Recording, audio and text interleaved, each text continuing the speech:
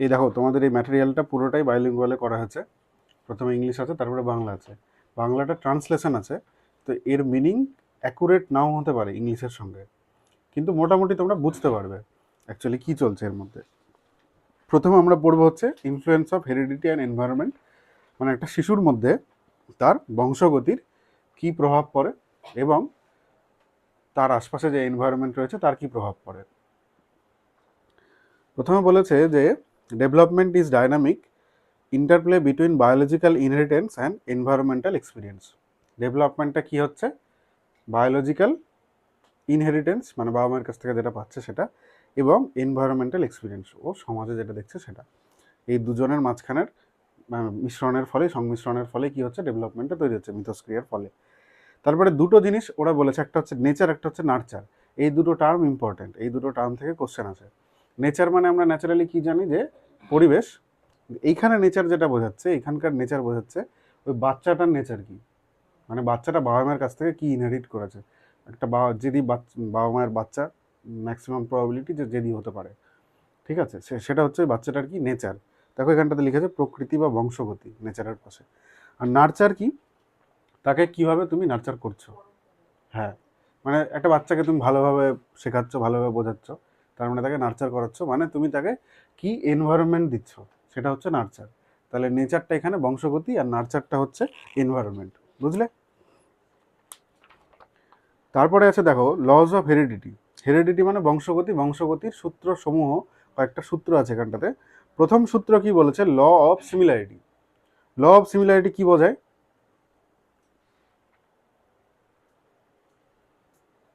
না পড়ে বলো, তোমাদের কি মনে হয়? হুম হুম, বাবা মায়ের সঙ্গে বাচ্চার ম্যাক্সিমাম চান্স থাকে মিল থাকতেই পারে। হুম, বাবা মা ভালো, বাচ্চা ভালো, বাবা মা লম্বা, বাচ্চা লম্বা, এরকম এই ব্যাপারগুলো। তারপরে কি বলেছে? আচ্ছা, এখানেও অনেকগুলো বলেছে।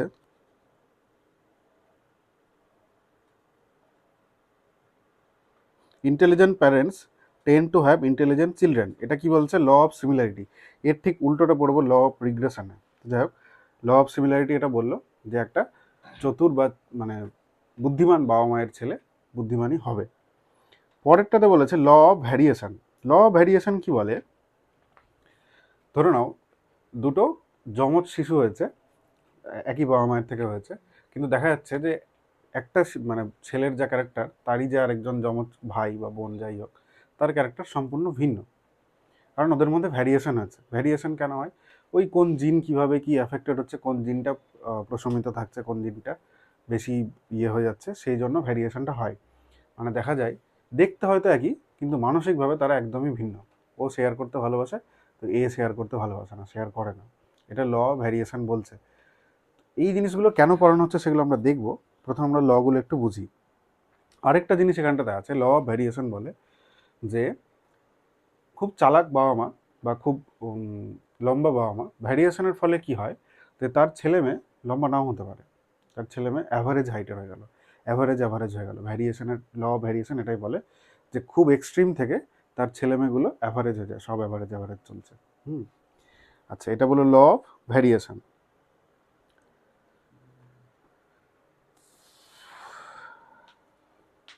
আর নেচারস রুল এখানে বলেছে variation is necessary for the survival of the species. Variation হচ্ছে বলেই আমরা কিন্তু ধীরে ধীরে সামনের দিকে ভালোভাবে এগিয়ে যাচ্ছি। আমাদের আগে লেজ ছিল, লেজের দরকার নেই এখন। লেজটা হাসছো কেন? হাসুনি? আচ্ছা, তো লেজটা আমাদের কি হয়েছে? আর নেই এখন। হুম, ওই হচ্ছে ব্যাপার। ভ্যারিয়েশন হয়ে সেটা চলে গেছে। তারপর ল অফ রিগ্রেশন, এটা ইম্পর্ট্যান্ট। দেখো লেখা আছে রিগ্রেশন বা প্রতিলেপনের সূত্র। এই জিনিসটা হচ্ছে কি বলছে? এই জিনিসটা বলছে যে দেখা গেল যে একটা চালাক বাবা মায়ের ছেলে মেয়ে কী হলো, একটু বোকা হয়ে গেল। কেন বোকা হয়? কারণ ওই বাবা মায়ের ক্ষেত্রে যে জিনটা প্রকট ছিল, দেখা গেল যে বাচ্চার ক্ষেত্রে সেটা প্রচ্ছন্ন হয়ে গেছে। তো ন্যাচারালি টিচাররা কি করে, যার দাদা এই স্কুলে, আমাদের স্কুলে পড়েছে বা তোমাদের স্কুলে পড়েছে, তারপরে যখন ওর ভাই পড়তে আসে, তাহলে তোর দাদা তো খুব ভালো ছিল পড়াশোনা, এই ছিল সেই ছিল, হ্যান ম্যান ত্যান, নোবেল পার্সন ছিল, তুই এরকম বেরিয়ে গেলে কেন মাঝখান থেকে? তো এটা ল অফ রিগ্রেশন হতেই পারে। বা দেখা যায় যে ওর দাদাটা ভোদলা ছিল, এ একটু চালাক বেরিয়ে গেছে, এরকম তো হয়। তো এটা ল অফ রিগ্রেশন, এটার বাংলা হচ্ছে প্রতিলোপনের সূত্র। এক্সাম্পল দিয়েছে, exceptionally tall parents may have children who are slightly shorter closer to average height and very short parents may have children who are slightly taller. বুঝলে, এটা রিগ্রেশন বলছে, তার মানে ল অফ সিমিলারিটির উল্টো কি, উল্টো কোন ল অফ রিগ্রেশন? তোমার ক্ষেত্রে হয়ে গেছে? আচ্ছা আচ্ছা, ঠিক, ল অফ সিমিলারিটি কাজ করে গেছে, ঠিক আছে।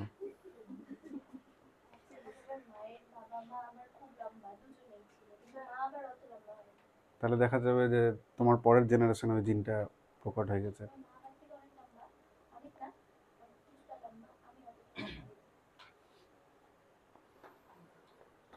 হতেই পারে এগুলো। তারপরে হচ্ছে এডুকেশনাল ইমপ্লিকেশনস, শিক্ষাগত তাৎপর্য। একটা টিচার কেন এই লগুলো পড়বে, কেন পড়বে বলো তো, এটাই ইম্পর্ট্যান্ট। মানে পরীক্ষায় আগের পোর্শন থেকে একটাই কোশ্চেন আসতে পারে যে which law is totally different from law of regression. Option দিয়ে দেবে law of variation, law of similarity, law of heredity, হ্যান ত্যান। কোনটা হবে তাহলে? সিমিলারিটি। রিগ্রেশনের ঠিক উল্টো হচ্ছে ল অফ সিমিলারিটি। আচ্ছা, একজন টিচারের কেন এটা পড়া উচিত, পড়লে কেন তোমরা না দেখে বলো, তুমি কি চেঞ্জেস আনবে এটা পড়ার পরে? সিডিপি পড়ানো এই জন্যই যেন একজন টিচার এফিসিয়েন্টলি পড়াতে পারে, সে তো নিজের সাবজেক্টে এফিসিয়েন্ট। শিশুকে শেখানোর আগে তাকে বোঝা দরকার, তাহলে সেই অনুযায়ী আমরা শিক্ষাটা দিতে পারবো। কারণ প্রত্যেকটা 10 জন শিশু থাকলে 10 জনকে আমি একইভাবে শেখাতে পারি না, তার মধ্যে যদি কেউ একজন পিছিয়ে পড়া থাকে তাহলে তার আগে আমাকে চরিত্রটা বুঝে নিতে হবে যে সে কি ধরনের, তাকে আমাকে একটু স্পেশালি দেখতে হবে, তার সেই জায়গাটাকে ডেভেলপ করার চেষ্টা করতে হবে, তার জন্য তার ব্যাকগ্রাউন্ডটা যেন অবশ্যই দরকার। ঠিক, এটা হলো। তোমরা ওই ল ধরে ধরে বলো তো, কেউ ল অফ সিমিলারিটি ধরে বলো, কি অ্যাসপেক্টটা কি হবে, চৈতি বলো। তোমার যেটা বললে এটা একদম ফান্ডামেন্টাল, এটা আমরা পড়েছিলাম হচ্ছে ডেভেলপমেন্টের পেস সবার জন্য আলাদা আলাদা হয়, মানে কেউ হয়তো শিখতে পারছে না, ধীরে ধীরে শিখছে, ইন্ডিভিজুয়াল ডিফারেন্স এটা বলছে। বলো চৈতি, ল অফ সিমিলারিটি থেকে তুমি অ্যাজ এ টিচার কি শিখলে, তুমি কি করবে এটা জানার পরে? শুধু মুখস্থ তো করার জন্য দেয়নি, পরীক্ষায় লেখার জন্য। আর কেউ, মানে যে কেউ, ল অফ সিমিলারিটি হোক, ল অফ রিগ্রেশন হোক, বা ল অফ ভ্যারিয়েশন হোক, মানে বলো। মানে শুধু যেমন তুমি বাবা হচ্ছে যে মানে তার বাবা মা যদি ডাক্তার হয় তো ভবিষ্যতে তার ছেলেও ডাক্তার হতে পারবে, শুধু এই হিসেবে নাকি স্টুডেন্টদের হিসেবে আমি বলতে পারি? না না, শুধু এই হিসেবে, হেরিডিটি পড়ছি তো, এটা বংশগতই পড়ছি। তো আচ্ছা, তাহলে এটা হতে পারে যে সাতিশের সূত্র যেটা, সেটা হচ্ছে কি যে তার বংশের মধ্যে তার বাবা মা দুজনেই হয়তো শিক্ষাগত দিক থেকে শিক্ষক ছিল, কিন্তু তার ছেলে মেয়ে হয়তো তার মানে তারা সবসময় চান্স রাখবে একটু এটা বেশি যে তার ছেলে মেয়ে যেন তাদের মতো ভবিষ্যতে শিক্ষক হতে পারে। এই জিনিসটা এটা বাবা মায়ের এক্সপেকটেশন, তুমি অ্যাজ এ টিচার কি করবে, এটা তো সবসময় থাকে সব বাবা মায়ের। কোন স্টুডেন্টকে কোন দিকে ডাইভার্ট করলে তার ডিটারমিনেন্ট হতে পারে সেটা। এরকম করতে পারো, এটা ভালো। আর এটা গেল law of similarity. Law of variation, যদিও এর অনেক মানে কন্ট্রোভার্সি আছে, মানে টিচারের ছেলে টিচার নাও হতে পারে। তো ল অফ রিগ্রেশনের উল্টোটা বলে law of variation. Law of variation হচ্ছে এরকম করতে পারি যে কোনো বাচ্চা হয়তো মানে জন্ম যেটা বলবে প্রথমে সেটা প্রথমে বলবে, সেটা হচ্ছে কি যে কোনো বাচ্চা একজন হয়তো খুব শেয়ার করতে পারে আর একজন শেয়ার করছে না, তো তাকে এমন দিকে আমাদেরকে ডাইভার্ট করতে হবে বা তাকে শেখাতে হবে যে মিলেমিশে থাকাটা উচিত, আর অন্য বাচ্চাদের সাথে ভালোভাবে থাকলে তার বন্ধুত্বটা ভালো হবে, এই সমস্ত দিক থেকে আমরা তাকে টিচার হিসেবে আমি এটা শেখাতে পারি সেই বাচ্চাটা। না, ল অফ ভ্যারিয়েশন কিন্তু ওটাই বলছে না যে একটা যমজ বাচ্চারই এরকম হবে। না, আমি অন্যান্য স্টুডেন্টদের ক্ষেত্রেও বলছি সেটা, যে হয়তো ক্লাসের মধ্যে একজন আছে বাচ্চা যে সে খুব শান্ত আর একজন হয়তো খুব দুষ্টুমি করে বা আর কিছু, তো আমি তাকে ওই বাচ্চাটাকে দেখিয়ে রেখে বলতে পারি যে দেখো ও যদি ভালো হতে পারে তুমি কেন ভালো হতে পারবে। এখানে কম্পারিজনের ব্যাপার চলে আসছে, ওর তো ওটা নেগেটিভ ভাবে প্রভাব পড়তে পারে বাচ্চাটার উপরে সেটা অ্যাকচুয়ালি। আচ্ছা, এবার আমি বলি, law of variation, law of heredity, law of regression, এই তিনটে জিনিস একটাকেই সেট করে, সেটা হচ্ছে একজন টিচার কি এক্সপেকটেশন সেট করবে একটা বাচ্চার উপরে। তো যখন তুমি একটা বাচ্চার উপরে হাই এক্সপেকটেশন সেট করছো, সেটা তুমি ধরে নিলে তুমি ল অফ সিমিলারিটির জন্য তার উপর হাই এক্সপেকটেশন সেট করলে তার বাবা মাকে তুমি চেনো, কিন্তু পরক্ষণে তোমার মাথায় যেন এটা ক্লিক করে যে তার ক্ষেত্রে ল অফ রিগ্রেশনও করতে পারে। তোমাকে ফ্লেক্সিবল হতে হবে ল অফ রিগ্রেশনের জন্য, বা ল অফ ভ্যারিয়েশনের জন্য তোমাকে ফ্লেক্সিবল হতে হবে।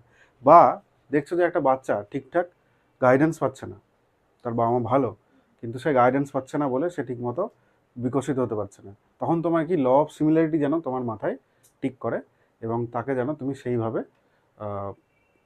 মানে স্টিমুলেটিং এনভায়রনমেন্ট প্রোভাইড করতে পারো। তিনটে লয়ের সংমিশ্রণ হচ্ছে এক্সপেকটেশনস কীভাবে সেট করবে তুমি একটা বাচ্চার উপরে, কিন্তু তার উপরে প্রেশার ক্রিয়েট করা নয়। কারো প্রেশার ক্রিয়েট করবে না, একদম ল অফ থার্ড ল যেটা ল অফ রিগ্রেশনের জন্য, কারোর উপরে প্রেশার ক্রিয়েট করা যাবে না, বা ল অফ ভ্যারিয়েশনের জন্য। সমঝে? এটা এইখানটাতেই বড় বড় করে আলোচনা করা আছে।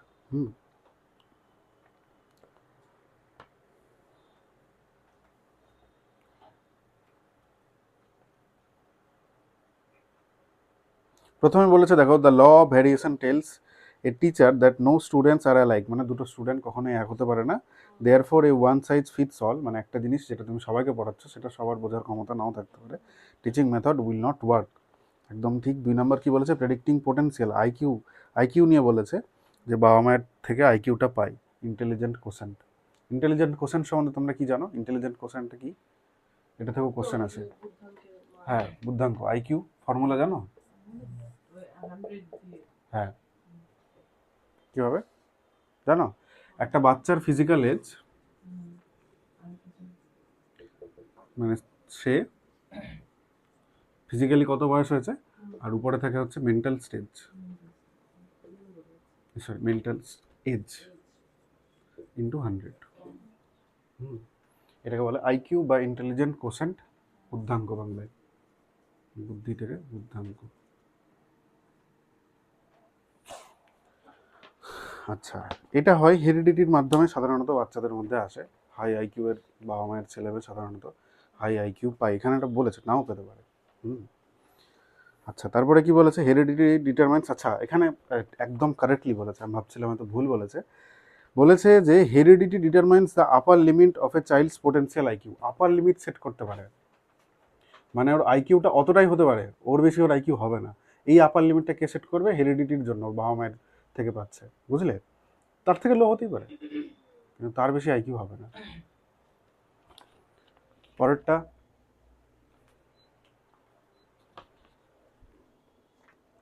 Balanced curriculum. ব্যালেন্সড কারিকুলাম কেন করতে হবে? Law of variation, law of similarity সব কিছুর জন্যই তোমাকে ব্যালেন্স কারিকুলাম করতে হবে।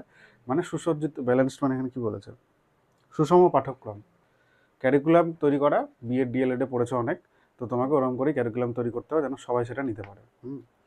তারপরে কি আছে, নোয়িং দ্যাট চিলড্রেন হ্যাভ, আচ্ছা ওটা নিয়ে বলেছে। তারপরে কি আছে, identification of special children. Identification of special children কেন? কেউ কেউ হয় যে তারা একটু গিফটেড চিলড্রেন হয়, যে সারেগামা পাতে যে বাচ্চাগুলো গান করছে, এত সুন্দর গান করছে, ওরা গিফটেড। আর কেউ কেউ হয় একটু স্লো লার্নার হয়, আমার মতো, এখনও ইতিহাস ভূগোল পড়তে পারি না আমি, তো এটা হয়।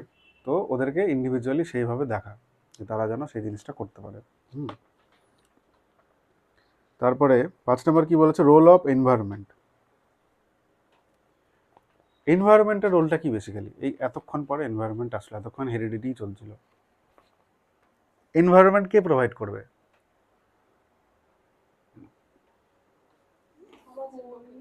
সমাজের লোকেরা শুধু, প্যারেন্টস আর টিচার। ও বাড়িতে 18 ঘন্টা থাকছে, 6 ঘন্টা স্কুলে থাকছে। 18 ঘন্টা সম্বন্ধে তুমি কিছু জানো না, কি চলছে ওর জীবনে, কিন্তু 6 ঘন্টা যেন ওর মধ্যে ওকে কোনো নেগেটিভিটি টাচ না করতে পারে, এটা কার দায়িত্ব? এটা টিচারের দায়িত্ব। কিন্তু দেখা যায় যে স্কুলের টিচাররাই বুলি করছে। সব স্কুলেই করে, স্টুডেন্টরাও বুলি করে অনেক সময়। করনি? অভ্রদীপ স্যার তো প্রথম দিনই বুলি হয়ে গেছিল, আসনি তোমরা না? প্রথম দিনও পার্মানেন্ট মার্কার দিয়ে লিখে দিয়েছিল, ওটা আমার দ্বারা হয়ে গেছিল। যাই হোক, তারপরের দিন ও বুলি হয়ে গেছে কালকে।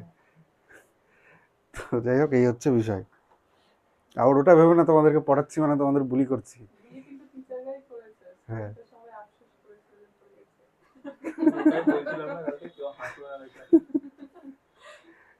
তো যাই হোক, আর তোমাদেরকে পড়াতে বলছি ওটা ভেবো না যে তোমাদের বুলি করাচ্ছি। মানে এখন জেনজিরা না উদ্ভট ওদের লজিক ধরাই যায় না। তো যাই হোক, এই হচ্ছে বিষয়।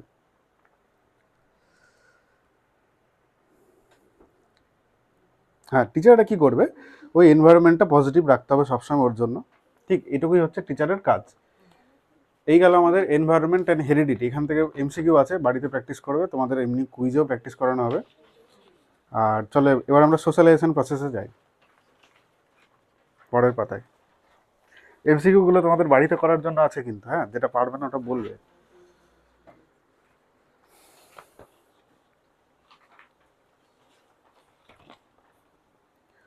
সোশ্যালাইজেশন নিয়ে সেরকম কিছু একটা বলার নেই, এখানটাতে কয়েকটা ওই সিস্টেম সম্বন্ধে বলেছে, সেগুলো একটু জানতে হবে।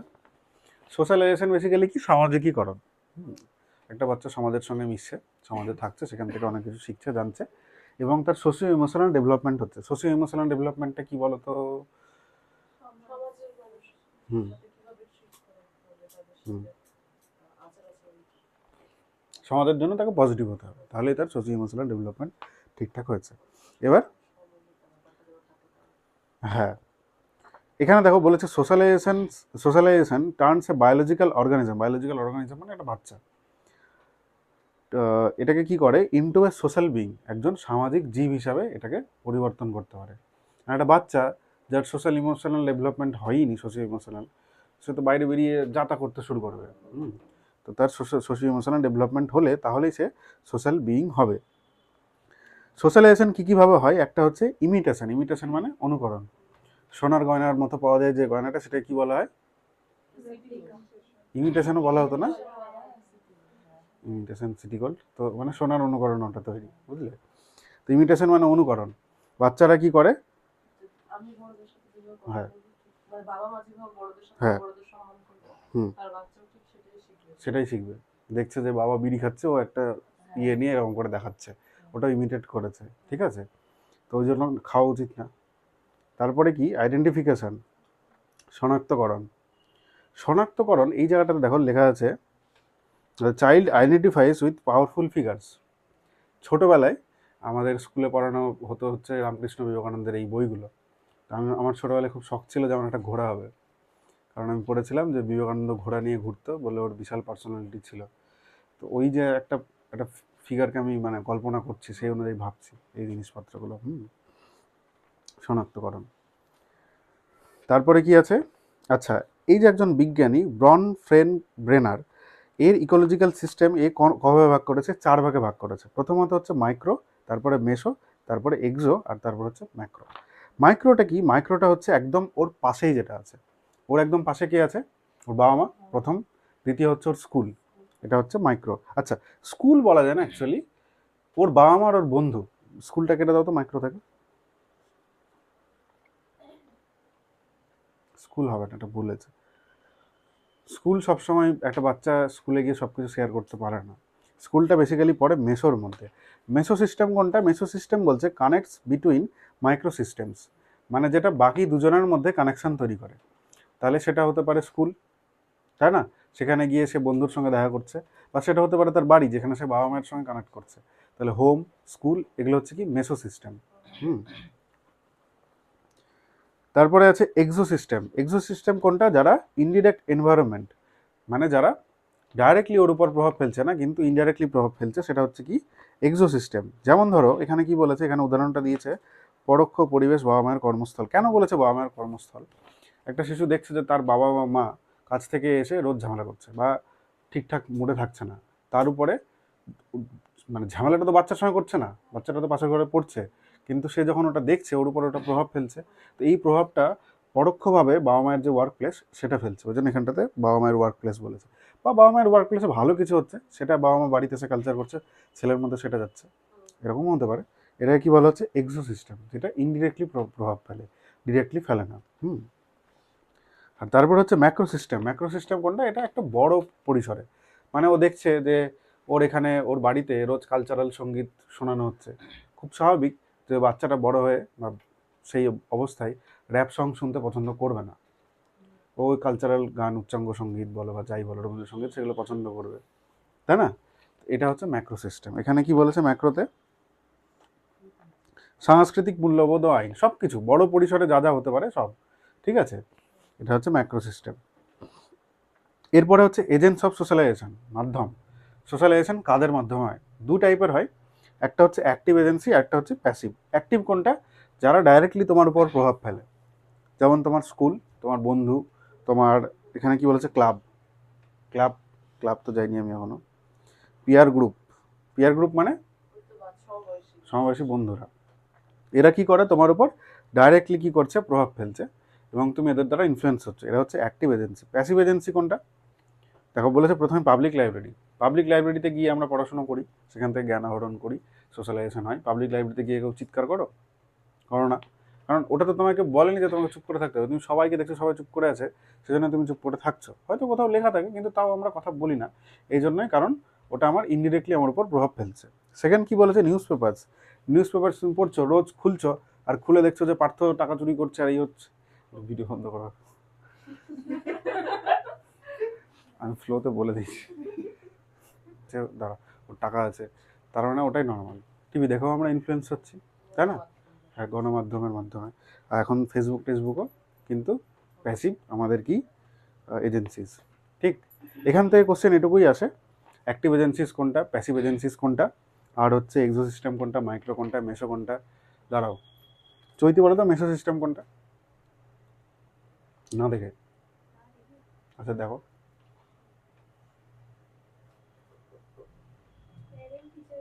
না, কাটতে বললাম না, ওটা কাটো।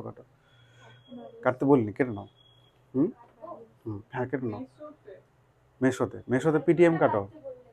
আচ্ছা মেশোও কাটো। মেশো আমি দুটো অপশান বললাম, উত্তর বললাম, ওই দুটোই হবে। হ্যাঁ, কি বাড়ি আর স্কুল।